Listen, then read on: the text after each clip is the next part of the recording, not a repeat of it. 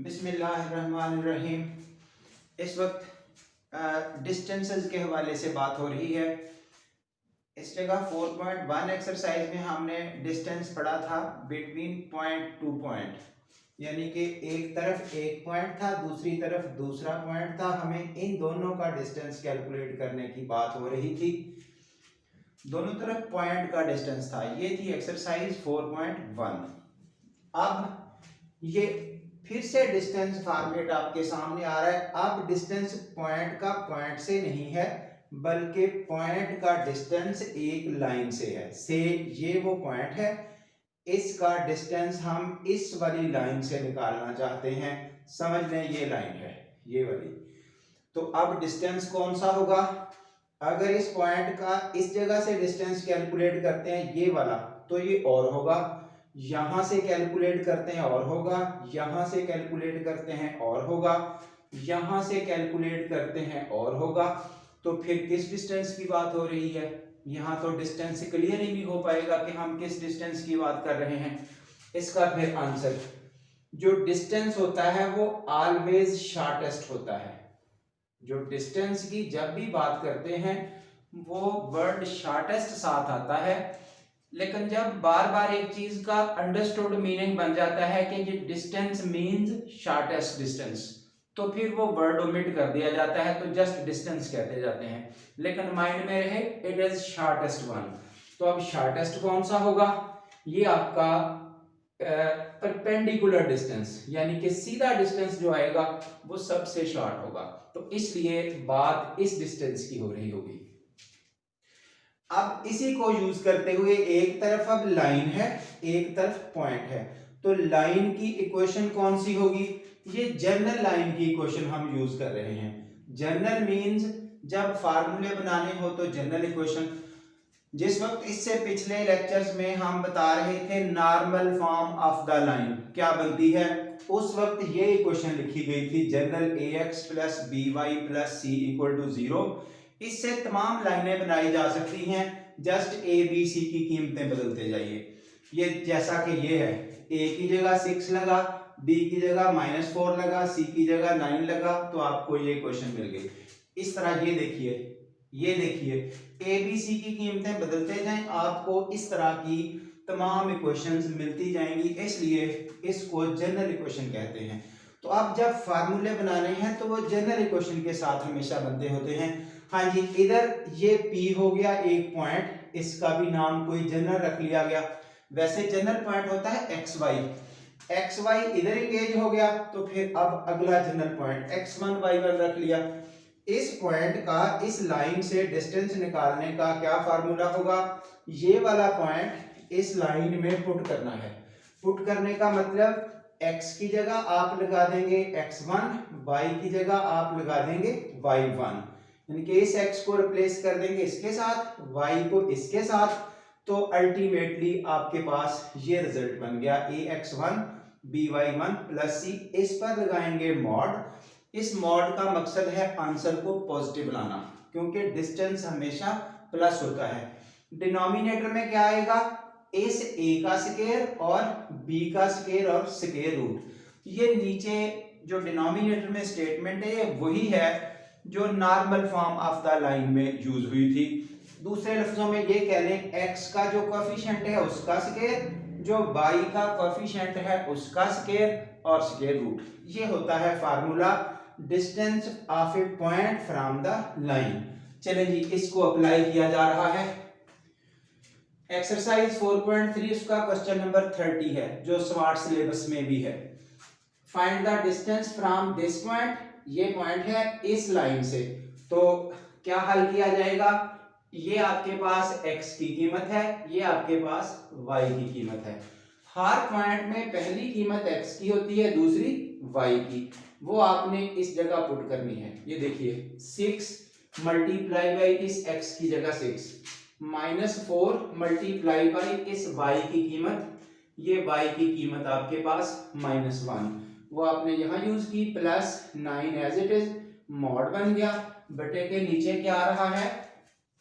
जो x के साथ आ रहा है उसका स्क्वायर, जो y के साथ आ रहा है उसका स्क्वायर और स्क्वायर रूट। हाँ जी, ये 36, ये माइनस माइनस प्लस हो गया, ये माइनस भी स्क्वायर में खत्म हो गई, अल्टीमेटली सिंप्लीफाई होके ये आ गया 49/52 का रूट। अब ये देखिए इस मॉड का मकसद इतना ही था कि अगर मॉड के अंदर कैलकुलेशन माइनस में आ जाती, जैसा कि आपको ये नजर आ रही है -7, तो उसका मकसद क्या है, वो माइनस भी प्लस हो जाएगी बिकॉज ऑफ दिस डिस्टेंस, क्योंकि कैलकुलेशन डिस्टेंस की हो रही है, इसलिए 49/52 का रूट। ये तो हो गया distance of A point from the line. हाँ जी, अब अगला डिस्टेंस, यानी कि अब तक वैसे चैप्टर के दो डिस्टेंस हो चुके, एक पॉइंट टू पॉइंट, दूसरा पॉइंट टू लाइन, जो ये डिस्कस हुआ। अब तीसरा डिस्टेंस आ रहा है लाइन टू लाइन, इधर भी लाइन इधर भी लाइन, इनका डिस्टेंस कैसे लेना है, ये मैं एग्जांपल कोट कर रहा हूं, आप इन्हीं लाइनों को देख लें, ये है एक लाइन, ये है दूसरी लाइन। हाँ जी, इनका डिस्टेंस बताना है। ये देखिए, अगर कोई यहां से डिस्टेंस पकड़ के इस लाइन से डिस्टेंस निकालने की कोशिश करेगा, से ये भी लाइन है ये भी लाइन है, क्या ऐसे डिस्टेंस लेगा, आंसर इज नो। क्या यहां से यहां का डिस्टेंस लेगा, ये लाइन से, आंसर इज अगेन नो। तो अब फिर बात कहां पहुंची, शॉर्टेस्ट वन पर।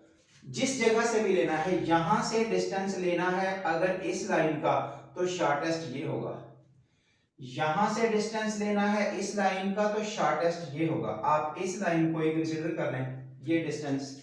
मजीद आप चेक कर सकते हैं, ये देखिए जैसे रेलवे ट्रैक है, यूं जा रहा है, पैरेलल है दोनों लाइनें, डिस्टेंस कौन सा लिया जाएगा, ये वाला, ऐसे। ये जहां से भी लेंगे आपको सेम मिलेगा, यूं रेलवे ट्रैक की तरह ट्रैक है, इसका डिस्टेंस कहां से लेना है, यहां से यहां सीधा डिस्टेंस, ऐसे जिधर से भी लेंगे वो सेम आएगा और शॉर्टेस्ट भी वही होगा। इसलिए जब भी दोनों लाइनों का डिस्टेंस निकालना है तो आपके पास ये वाला होगा। प्लस अंडरस्टूड है लाइनें पैरेलल होनी चाहिए, फिर ये डिस्टेंस की बात होगी। हाँ जी, बात नॉन पैरेलल पर भी होगी। ये एमसीक्यू आता है बड़ा स्पेशल एंट्री टेस्ट में, कि लाइनें पैरेलल नहीं देते, इस तरह की नहीं देते बल्कि इस तरह की दे देते हैं। L1 L2 दो इंटरसेक्टिंग लाइंस हैं जो आपस में ऐसे कट करती हैं, और सवाल पूछ लिया जाता है उनका डिस्टेंस बता दें। बच्चे फार्मूले लगाने बैठ जाते हैं, जो फार्मूला अभी हमने स्टडी करना है वो वाला। आप देखिए, इसका ख्याल रखिए, डिस्टेंस शॉर्टेस्ट होता है, लाइनें ये कट कर रही हैं एक दूसरे को, यहां से डिस्टेंस लेंगे ये आएगा, यहां से ये आएगा, यहां से ये आएगा, यहां पहुंच के डिस्टेंस खत्म हो गया, क्योंकि वो बात शॉर्टेस्ट की हुई है ना। तो वो लाइनें जो आपस में इंटरसेक्ट कर रही होंगी उनका दरमियानी डिस्टेंस हमेशा 0 होता है, क्योंकि उन्होंने कहीं ना कहीं कट कर देना है, मिल जाना है, शॉर्टेस्ट डिस्टेंस खत्म हो जाना है। तो ऐसी सिचुएशन में जो इंटरसेक्टिंग लाइंस होंगी, जो पैरेलल इस तरह से नहीं होंगी, उनका डिस्टेंस बगैर कैलकुलेशन के 0 लिखना है, उन पर फार्मूले नहीं लगाने बैठ जाना। हाँ जी, अब अगली बात आ गई, लाइनें अगर पैरेलल हो तो फार्मूला, ठीक है। पैरेलल चेक करने का तरीका क्या होगा, आप इस लाइन की स्लोप निकाल लेंगे, इस लाइन की स्लोप निकाल लेंगे, अगर स्लोप बराबर आएगी तो पैरेलल, अगर बराबर नहीं होगी, m1 is not equal to m2, तो वो पैरेलल नहीं होंगी, उसी वक्त फैसला हो जाएगा डिस्टेंस 0। फिलहाल पैरेललिज्म देखने के लिए ये देखिए, लाइन 1 आपके पास ये लिखी, फार्मूला बनाया जा रहा है, लाइन 2 आपके पास ये लिखी। ये देखिए, याद रखें इनके ये कांस्टेंट डिफरेंट है, ये जो x के साथ है y के साथ है, x के साथ है y के साथ है, ये दोनों में सेम लिखे, किस वजह से, अगर लाइनें पैरेलल होनी है ना तो दोनों कोएफिशिएंट सेम होने हैं। ये देखिए, हमसे जो क्वेश्चन पूछे जा रहे हैं, क्वेश्चन नंबर 23, ये लाइन है, ये लाइन है, इसका 3 इसका 4 माइनस का, इसका भी 3 इसका भी 4 माइनस का, ये डिफरेंट है। ये क्वेश्चन देख लें, ये आपकी एग्जांपल है, ये 2 ये भी 2, ये -5 ये भी -5, फर्क कहाँ है, यहाँ पर। ये पैरेलल लाइनों की क्वालिटी है कि उनके ये कोएफिशिएंट बराबर होते हैं, जो इधर लिखा वही इधर लिखा, ठीक है, तभी स्लोप बराबर आएगी। अभी बताया जाएगा स्लोप कैलकुलेट करने के लिए। हाँ जी, अगर लाइनें पैरेलल हो, ये देखिए ax by यहां डिफरेंट आएगा c1 c2, तो लाइनें पैरेलल हैं, L1 is parallel to L2, then distance का क्या फार्मूला बना, जस्ट इन दोनों कांस्टेंट्स का डिफरेंस है c1 माइनस c2, बेशक डिफरेंस इधर से ले लें बेशक इधर से ले लें, वंस अगेन मॉड की अब बार बार अंडरस्टैंडिंग देख लें क्यों आ रहा है, because of distance, distance plus होता है, मॉड ने माइनस को भी प्लस कर देना है, इससे इसको निकाल दें या इससे उसूल को निकाल दें, मॉड ने ऑटोमेटिकली डील कर देना है, या करके लिखा है ऐसे लिख लें या ऐसे, नीचे क्या आ रहा है वही कुछ जो ये आ रहा है, यानी कि इसका कोएफिशिएंट दोनों में एक जैसे कोएफिशिएंट होने हैं, इसलिए कोई भी यूज किया जा सकता है, a square plus b square उसका रूट, दैट्स इट।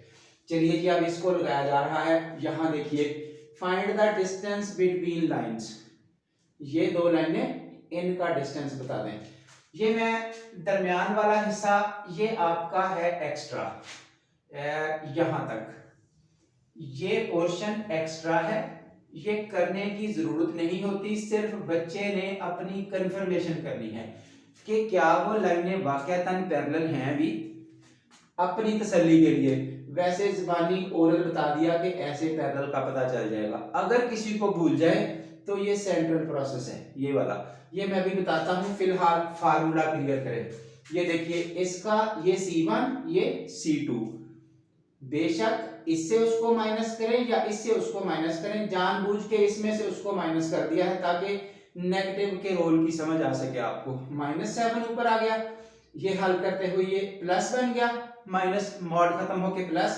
नीचे क्या आ रहा है इसका स्क्वायर और इसका स्क्वायर रूट, वो जिसका मर्जी ले लें, दोनों का एक जैसा है। इसी तरह यहां डिस्टेंस पूछा जा रहा है 3x4y लाइनें एक दूसरे के साथ पैरेलल हैं, पैरेलल होने का तरीका आपको भी समझा दिया गया, मजीद तसल्ली की जाएगी अभी, यहां पर भी ये चीज इतना हिस्सा जस्ट कंफर्मेशन की जा रही है आपकी कि क्या वो लाइनें वाकईतन पैरेलल हैं भी, अगर पैरेलल हैं तो फार्मूला लगाएं, अगर वो लाइनें पैरेलल नहीं हैं तो डायरेक्ट जीरो लिख दें, ठीक है। पैरेललिज्म चेक करने का तरीका, डिस्टेंस फार्मूला लग चुका यहां तक, ये आपका डिस्टेंस आ चुका 4/5, अब डिस्टेंस फार्मूला की क्लियरेंस किसी सूरत डिस्टर्ब नहीं करनी चाहिए कि distance between two parallel lines कैसे निकालना है, जस्ट सिंपल सा शॉर्ट सा फार्मूला है, ये एंट्री टेस्ट के एमसीक्यू में भी आता है, बोर्ड लेवल पे आता है, देन आप काम कर सकते हैं, 100% कोई टेंशन ही नहीं है।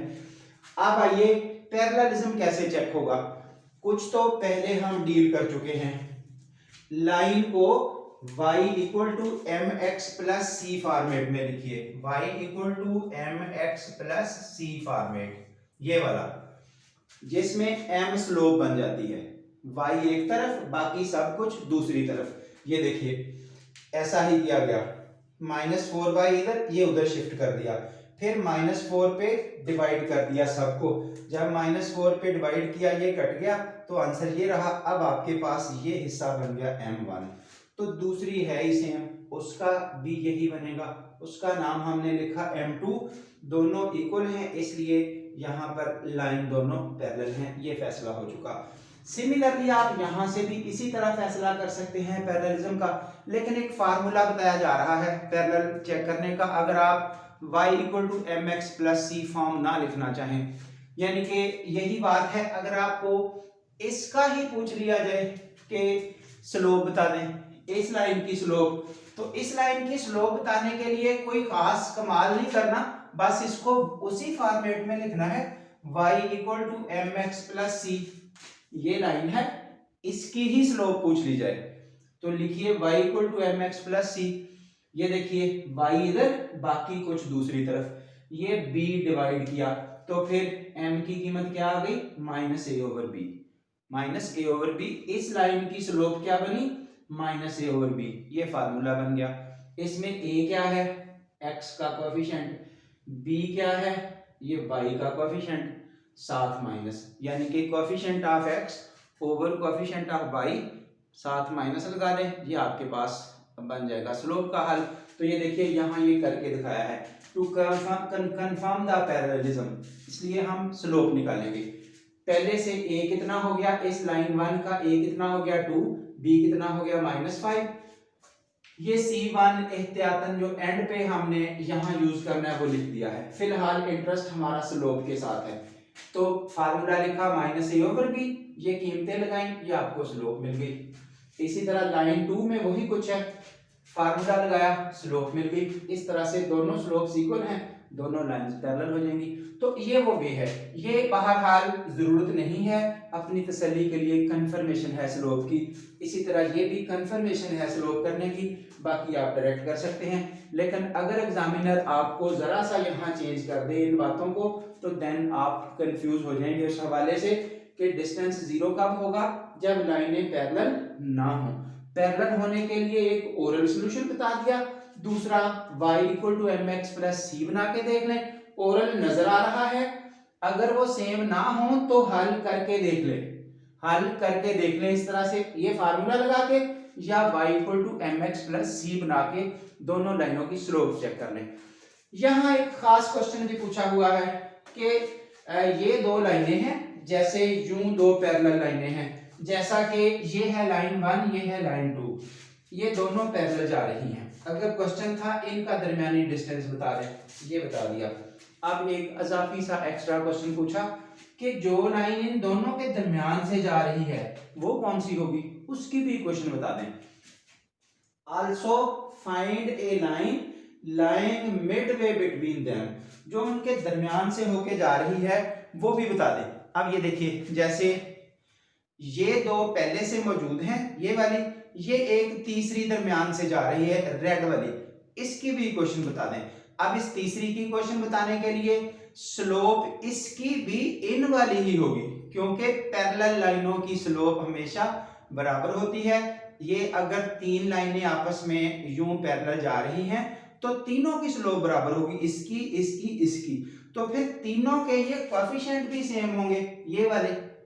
इसलिए ये देखिए, वो लाइन मिडवे निकालने का क्या तरीका, ए उसका भी 3 है, बी वही है -4, जो इन दोनों का है वही उसका होगा जो दरमियान में जा रही। अब रह गया सी, सी क्योंकि दरमियान में लाना है, इसलिए इन दोनों के सी का एवरेज ले लें। ये देखिए, C1 + C2/2 मिड पॉइंट बना लिया असल में, तो दैट इज 5। अब C5 बन गया, जस्ट राइट करें, 3 अपनी जगह, 4 अपनी जगह, सिर्फ इस 3 7 की जगह पर क्या लिखा जाएगा 5। ये है लाइन मिडवे बिटवीन देम। ये भी एक MCQ आता है एंट्री टेस्ट में स्पेशली, तो बी केयरफुल अबाउट दिस। यहाँ तक आप अगर आपको distance between line, point two line, कहीं भी कोई टेंशन है तो आप हमसे रब्ता कर सकते हैं। बाकी ज़ाहिर है जिन लोगों को काम अच्छा लग रहा है वो ज़रूर इसको आगे बढ़ाइए, इसको आगे शेयर कीजिए, लाइक कीजिए और चैनल को सब्सक्राइब कीजिए। Thank you very much.